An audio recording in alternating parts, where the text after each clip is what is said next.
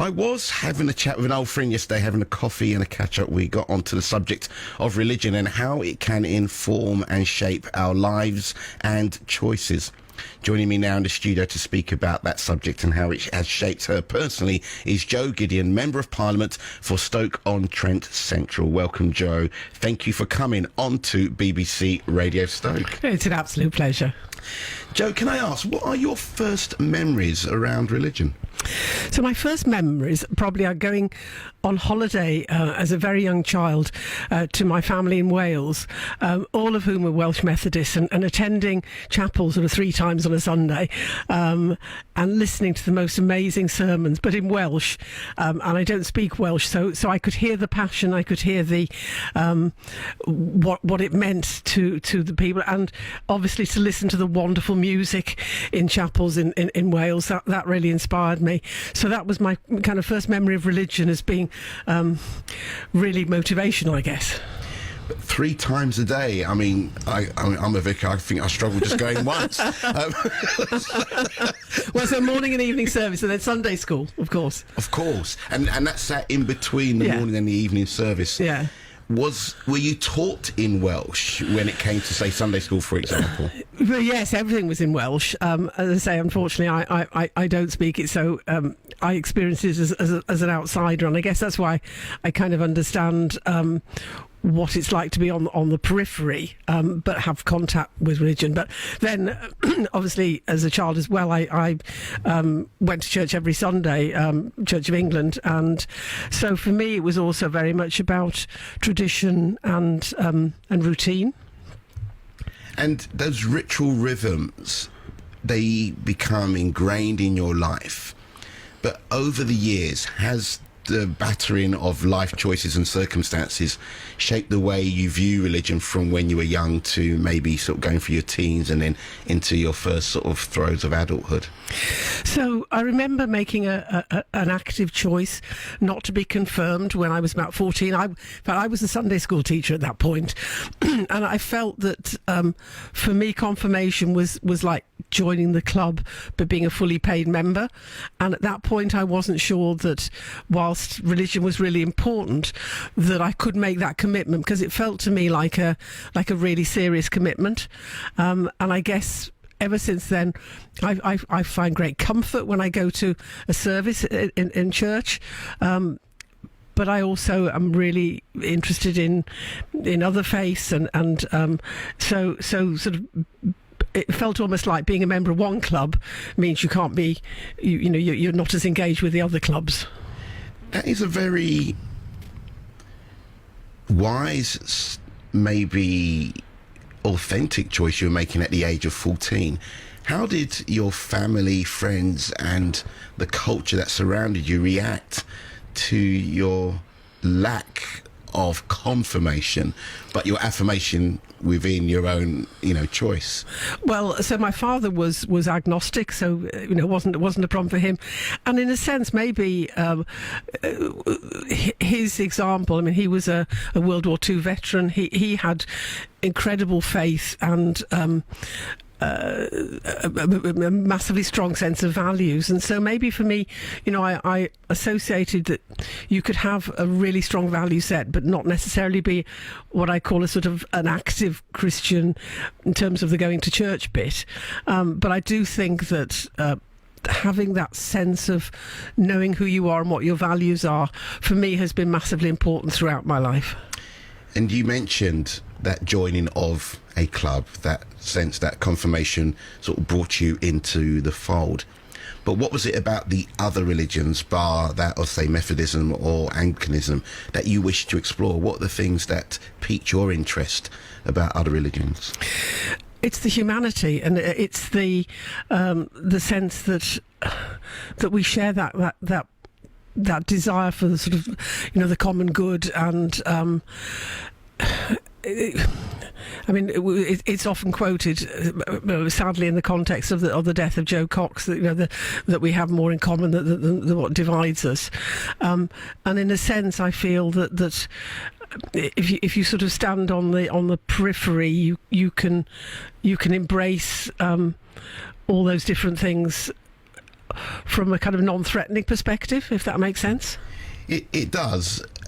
The reason I'm pushing it is not that one wants to crack an egg and make an omelette out of your answers, but I'm inspired by your curiosity. I'm inspired by the decision you made at 14 years old, because they say seems to me a sense of bravery in wishing to explore, and particularly because the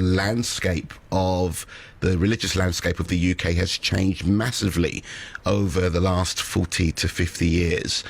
That which was prevailing, i.e. Anglicanism or Christianity, didn't sort of grab hold of you, but actually inspired you to look around, and your idea of having a peripheral view, which then gives you the spread to see humanity's thread run through that, and has that been the driving force of your life and choices?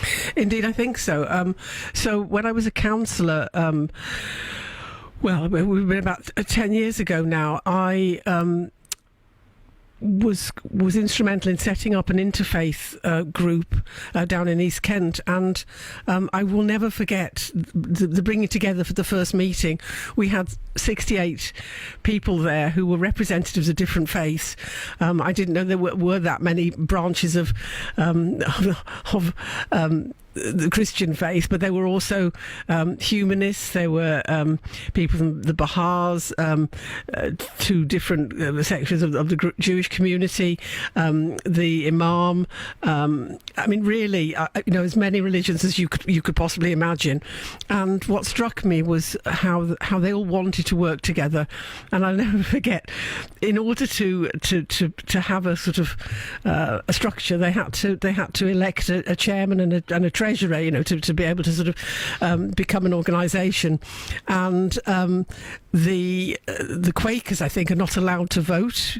So we spent 45 minutes discussing how we could enable it to happen without anybody breaching the rules of their faith, and so there was a sort of consensus rather than a vote, but it struck me that it was more complex than any political debate that I've ever had, but incredibly powerful, and that to me is how we come together. We work out our differences, recognising that we all come from a slightly different set of rules, and that was enormously powerful. Was it, or could it be seen as a template for how humanity can actually work together? Your lack, dare I frame it this way, of fundamentalism has given you the space to allow the rivers of new thought and new thinking to flow through you. And I suspect that's something you were able to witness at that meeting, as everybody recognised and respected what people brought to the table. I hope so, and certainly within my role in Parliament, I've sought to engage more internationally, because to me, it's about finding global solutions.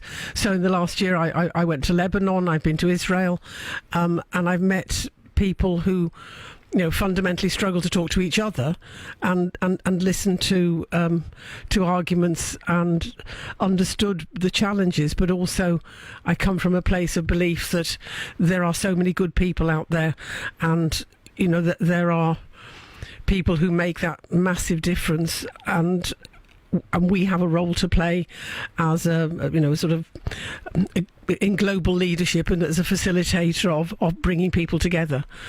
Do you think, therefore, that is the future of religion, that albeit religious history has a checkered past, a lot of good has come from it, but also there's been a lot done in the name of God? We just recently heard from an interviewer who was speaking about how the Russian Orthodox Church has seen the invasion of Ukraine as a holy war. But is there a future whereby which what you saw templated in Kent can be done on a wider scale, and that people can begin to recognise that all humanity is looking for purposeful life in any given shape or form?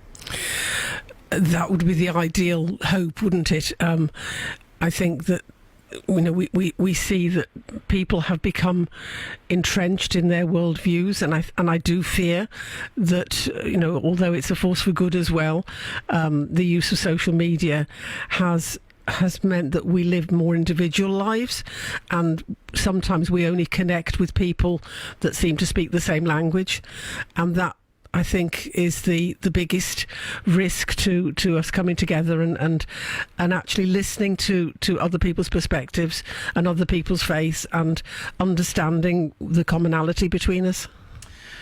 Jo, thank you so much for coming on to BBC Radio Stoke, speaking so openly and authentically about your journey and your reflections on religion. Really, thank you for your time and for your wisdom as well. Thank you for inviting me. Thank you. That was Jo Gideon, MP for Stoke-on-Trent Central, and just thanked her for coming in and speaking to myself here on BBC